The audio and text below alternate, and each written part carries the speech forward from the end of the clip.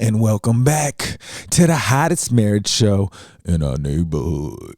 It is I, John D. and Kanika, a.k.a. And Too Much Podcast.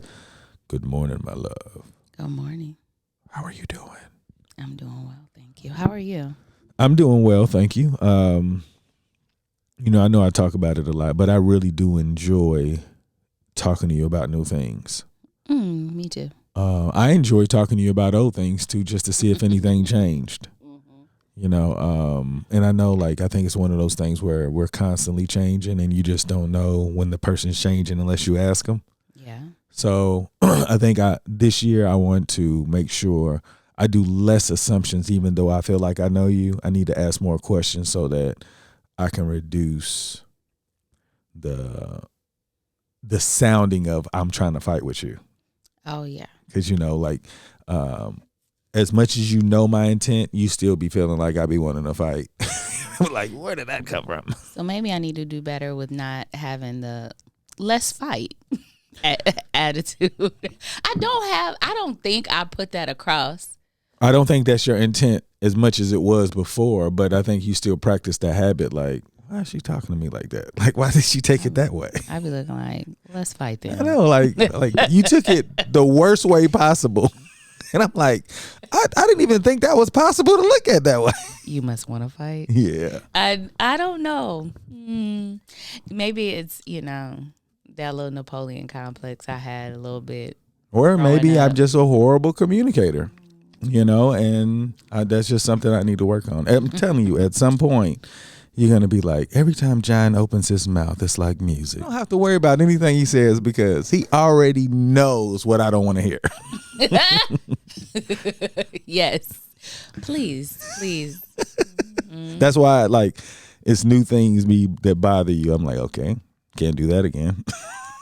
Oh, I love that. I love that that's the way you take it. Yeah, I have to because, that's why I said, you can't think that I'm, trying to make you mad. I just didn't know that was going to make you mad. Yeah. And you'd be like, you should have known that. When did we ever discuss that? Hey, somewhere in these 23 years, sir, you ain't, nothing. I ain't dropped no crumbs nowhere. I'm just saying. I'm like, I thought we were past that and we can talk about it today, but I guess we have some more unlayering to do. For real. Shoot. No. Yeah, I understand though. So what's on your mind today, young lady? I want to try this year looking at our marriage on a quarterly basis. I'm looking at myself also, quarter 1, quarter 2, 3, and 4. I'm wondering, what at a minimum do you hope that we'll accomplish this year? And I know I'm just bringing this on you right now, but it's been running in my head. So looking at the entire year, I don't even want you to look at the entire year. I just want you to bring it to March 31st. What is it? You can say personally, you can say in our marriage, you can say with our family. Do you have anything in mind that you're like, this is what I want to say that we've accomplished by then? Professionally, I want to be in a really good routine of being a great teacher. Okay.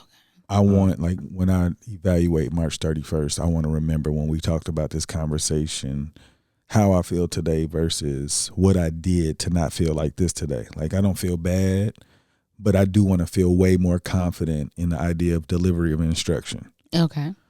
As far as the family, them to continue doing well in their academics, but I would learn more about them, or to help them learn new emotions from excitement, us being fun, because this is it.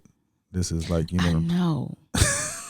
We're by the end of quarter 1, we're going to have 2 17-year-olds, and they're on their way into senior year in a minute. It's a great idea to just reevaluate to make sure that we're maximizing our time. Yeah. As far as you and I, it just depends on you, I guess. When I say you, because I really like the routine that I do. I bother you, and it just depends on how you want it to look. Because I'm going to continue on the path of learning you. Aw. And I feel like however you look at our relationship, whatever you want it to look like, because I can only see us getting better, but it can only grow faster from whatever you want it to look like. Because I know what I'm doing to make it change. I feel like just the way that March 31st, I should be a better communicator than today.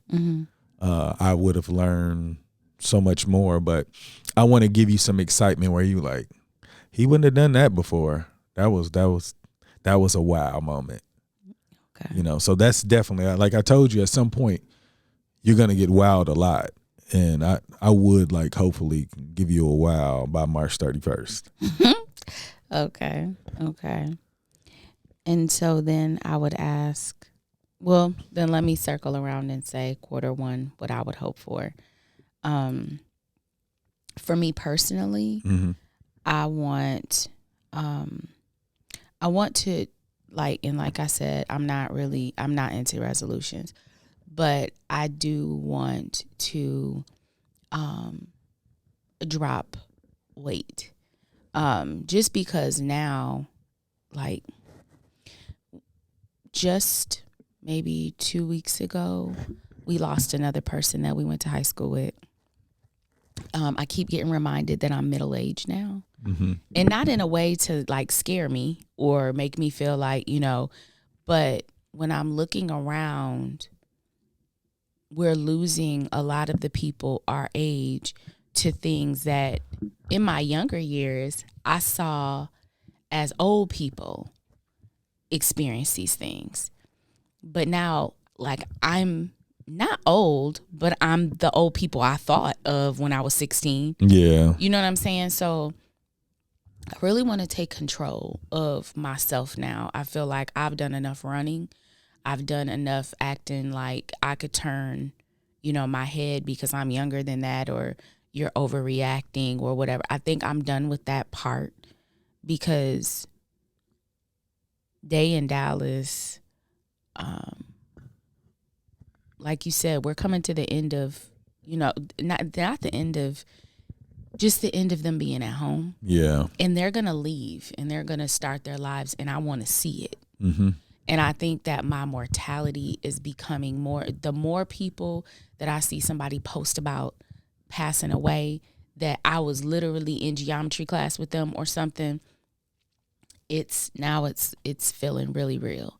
So that's my goal for myself in quarter one. I want to see a change, and I don't want to put a number on it because I don't want to be unrealistic with myself, but I definitely am not going to, I don't want to be like, I want to drop 15 pounds. That may not be realistic for me, especially when I get started, because if I get started and I'm not looking like I'm if you don't put something on it though, I know. So I have to figure out what that is. And that's why I was telling you, this is all stuff that just kind of came to me recently. And I was like, I don't really know what my answers are to this. Well, but I think that you should decide how much you want to lose and just divide it by 4. Yeah. And to me, I feel like if you're short or you're ahead of schedule or whatnot, at least it gives you an idea. But if you don't pick anything, you're just trying to find a reason. Like, there's something that's unacceptable. Absolutely. So I'd say, okay, so I want to lose 10 pounds in this quarter. That's very feasible. He always says stuff like that because drops weight like nobody's business. I'm just saying it's feasible because you have a different motivation. Yeah. You're more considering of my support. Yeah. And we're more intentional with it. So let's just make it happen. Like, we just need to say what it looks like. Okay. Once we have what it looks like, we have to be firm on what we decide. Okay. And I need you to be able to be accountable when, you're weak. Because everybody gets weak at some point. Agreed. And if you're going to be weak, it needs to be like a protocol. Like, okay, if you do this, then you can't do this for the next week. Right. You know what I'm saying? So at some point, I think you can master, but we just need to come up with a plan of what that looks like. Can y'all imagine who I live with when he said we need to come up with a protocol? That lets you know. He about to be on my tail. But you're right. 10 pounds in what is that, 12 weeks? That's not bad. So, okay. I mean, look, check this out. All BS aside, if you Oh really my wanted to God. lose 10 pounds, you could lose it way faster than that. And you'll be way ahead of schedule. Oh, It just depends on your urgency. yeah. He unearthed all BS aside. I haven't heard that in forever. Okay, so with you and I, this quarter, I want, we were talking about excitement. I want you and I to make a priority that we leave this house, kids stay here. We leave this house for some type of awayness. Not just we're going to go out to dinner. We're going to go like away. Once a quarter. And when we go away, it's all fun and games. I feel like when we started our relationship, we met 23 years ago this past December. And our relationship was a lot of, we connected really well. We were like, conversation was always great, but we weren't daters. We didn't date. Yeah. And I feel like that's always been something that has haunted me. Now we've dated a lot more in our relationship in the last, I want to say not 10 years, when we went to Abu Dhabi and even coming up to this point. But I want more, where it's just you and I, and we don't have to come back to family life immediately after an hour and a half, 3 hours or whatever. So I want to make that a goal of mine, to build out that type of experience with you, that's a priority for me. For sure. That sounds exciting anyway. Exactly. And then for our family, I want the same thing. I feel like we were really excited about the kids. When we lived overseas, they were experiencing these different things, and it was like, oh, it's so great. And then when we came back here, we kind of shut into where we live. It's like we're in this little space, and our kids love to be in the house, but they also love to experience things, and we just haven't been. And I want to make that a priority as well. And you see my stuff be costing money. I just, but I want to make it a priority that we are putting them in positions or in experiences that they're not gonna just happen upon. Yeah. Because I really was proud of the things that they were exposed to and experiencing. And I feel like it made them where it was an expectation. Yeah. Like, oh yeah, like we do this, we do that. And I don't want them to be somebody that is just happy and content with being in the house and doing whatever and not being adventurous. I feel like we had that fire lit in them. Mm-hmm. And then we came here, and then it was like, pandemic did a number on us. And it kind of just put us in a position where we're okay with being shut in. I don't want to be on the sick and shut in list. Let's get back out. And I think that us taking control of doing that more with them, it will make them second nature. It'll make it second nature to them, and then they'll continue it on as they get older. So those are my quarter one things. So I need to lose 10 pounds. You and I are going to have our things set up. So we're going to plan that. And then not just one for the kids in the quarter, but maybe once a month, something that intentionally we are trying to put them in a different environment. Yeah. I would want to do that. That's cool. Okay, so that's me. That sounds exciting. When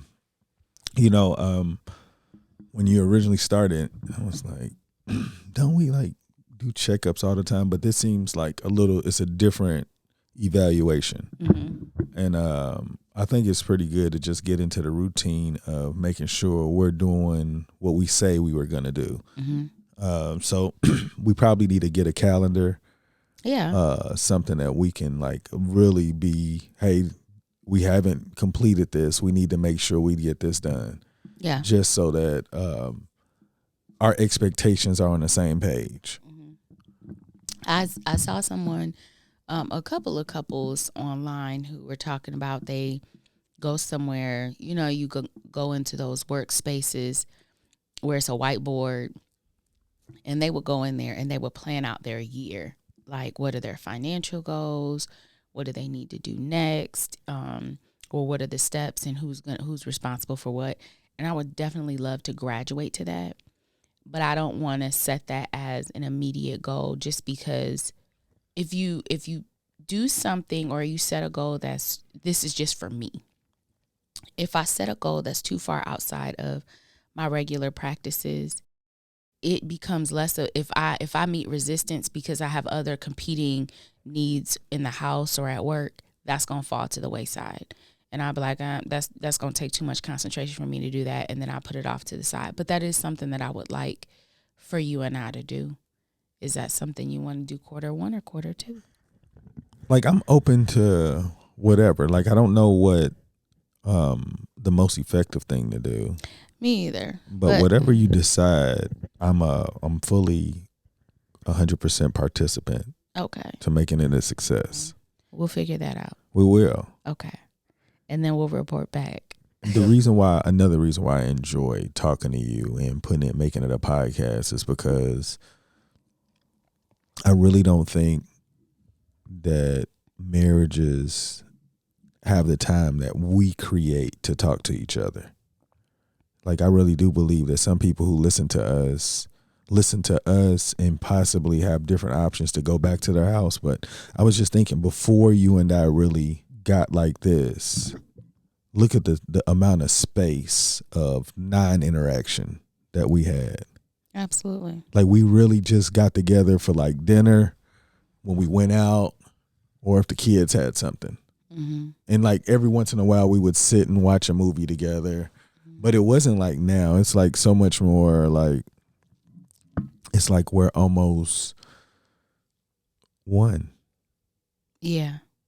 One. I know, I'm so happy to be here. Mm-hmm. I be listening to people who talk about relationship advice.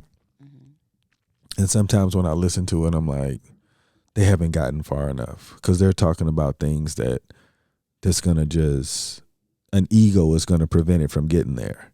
Mm. And you can tell they haven't gotten that far because they're still doing things where the other person is not going to let them get away with it. Mm. And, and I'll say this, it was a clip that just went out today, and it was like, relationships can really be successful if you have good communicators, because at the end of the day, all you're doing is negotiating what's okay with you guys, what's acceptable and what's not. And it always runs into friction because it offends somebody, or somebody feels like it's not as important. Mm-hmm. And if you don't have good communicators, it turns into an argument. It gets brushed up under the rug and it's still there. And then it creates these other thoughts. But like where we are now, like today, when you said I made you feel a certain type of way, and I was just like, this is probably what this is. Like, look where we've gotten. I know. Like, you were really bothered today. Yeah. And then, I know. And I was like, I wasn't even trying to do that. Let me just tell you something. Yeah. Today was a different type of thing. I know we always talk about how we're vulnerable with each other, and we tell each other everything. But, I'll say that there have been, I think in the last week or so, I've sat there and I thought to myself, there are a lot of behaviors that I have that are based on past hurts.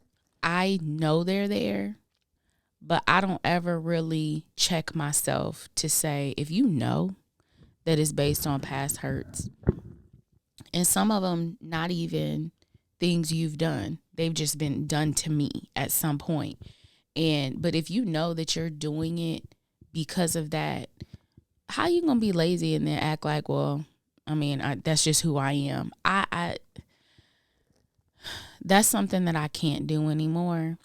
But today was an example, talking to you and saying, I feel like, you made me mad. I mean, on a long-term basis over years of certain practices, and saying this is how I learned. Like, and just for you guys, I know I hate when people talk cryptically, but you know how you'll be in a relationship with somebody and they have a pattern, and it's the way they react to things is so annoying, or it's disheartening for you, or it's demeaning, or whatever the case, however you feel that's sad or bad.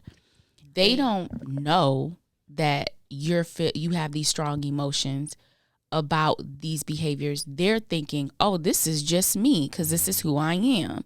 No, you are acting out your past hurts. Like you're acting out your defense mechanisms on me, and I ain't even the one who did it to you.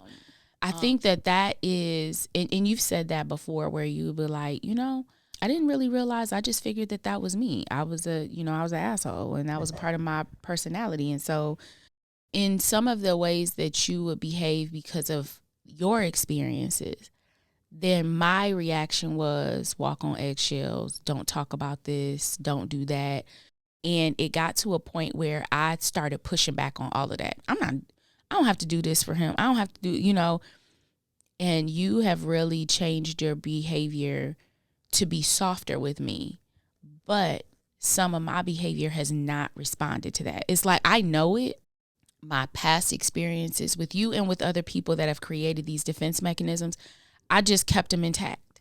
Like, okay, well, it's great that, we have this new interaction, but if anything looks slightly off, I'm about to revert back. You know what I'm saying? Yeah. And I've been looking at that recently and saying, like, you got to be a big girl now. Like, if you know that these are things that make you toxic, maybe it doesn't help your interaction with your husband, and you can see that he's actively made changes.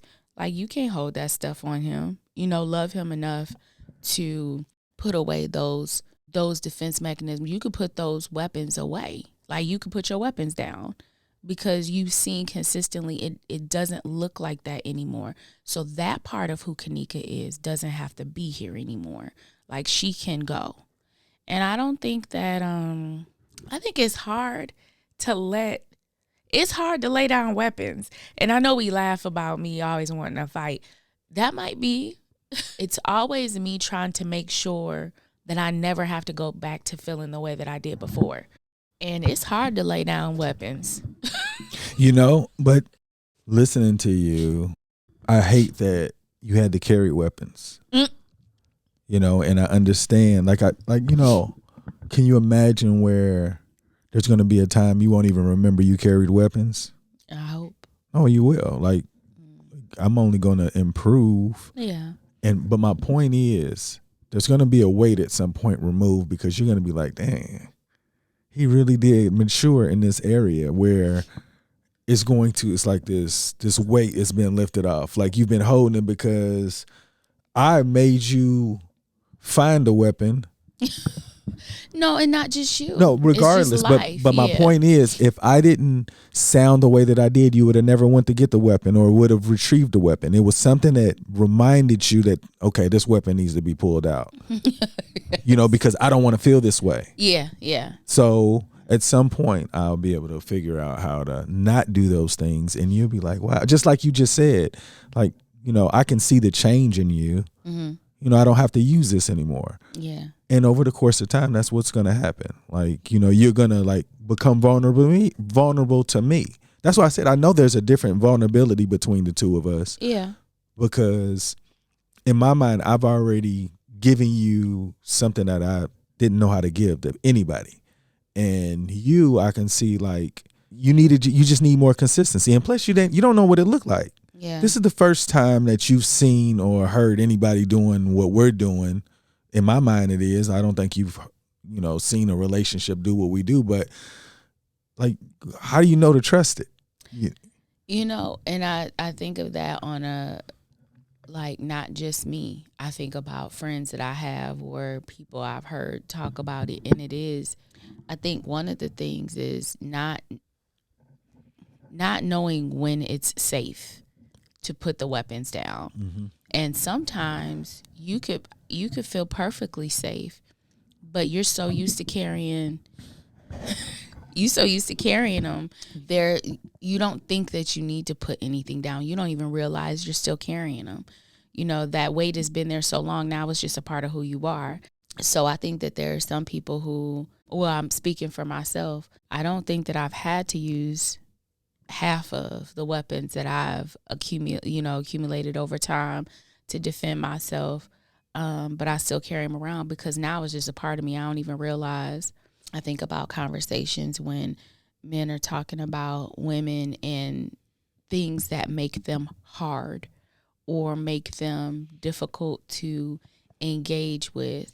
And not to say that there are other things reflecting back that I could say about men as well, but it really, these weapons weren't accumulated just because we thought they were cute. Oh, yeah. Like, correct. it came from a lot of mess that required them. Yeah. And so it also, for someone who wants to be a partner with someone who's acquired these weapons, and I'll say it goes both ways. If you want to be a partner with someone who's acquired these weapons, even if they've gotten to the point where they don't really use them, you got to understand it's going to take time for them to realize, number one, that they're there. And number two, to really even understand how to put them down. Because even though I said this to you just now, I don't necessarily know how I'm going to put them all down or know when I'm actually using them. Because sometimes you'll say I'm trying to fight, and I'm like, no, I'm not. That interaction goes by so fast, I don't even know how many hatchets I done pulled out, hammers, Well, chains. I think that has everything to do with me recognizing it and saying, hey, why do you sound like that? Or what did I say? So I have to just be more cognizant of, I typically, when something's coming out, I try to address it. You have so much acceptance of horrible language that you just let it beat you up until you can't take anymore. And I feel like that's the reason why I always ask, like, hey, let me know. Because I don't like I've been doing it my whole life. So it's not like I'm like, you know what can I do to piss her off right this next word? I feel like I need to pull something out. Yeah, and I know, and that used to be a joke with us. You remember, you'd be like, why are you pulling out your sword? And I was like, I got my hand on it. Oh, I know. Because you about to make me mad. That is definitely something that I've been walking around with and not necessarily knowingly. I did know when we used to talk before, and I used to be like, I got my hand on it. Like, and that was my warning to him that I was getting, if I felt like it was escalating too fast and we were about to fight. We've gotten a lot further from that, though. We have. I haven't put my hand on my sword, well, knowingly, in a long time. Then I knew I was about to do it, and I was like, look, it's about to get deep.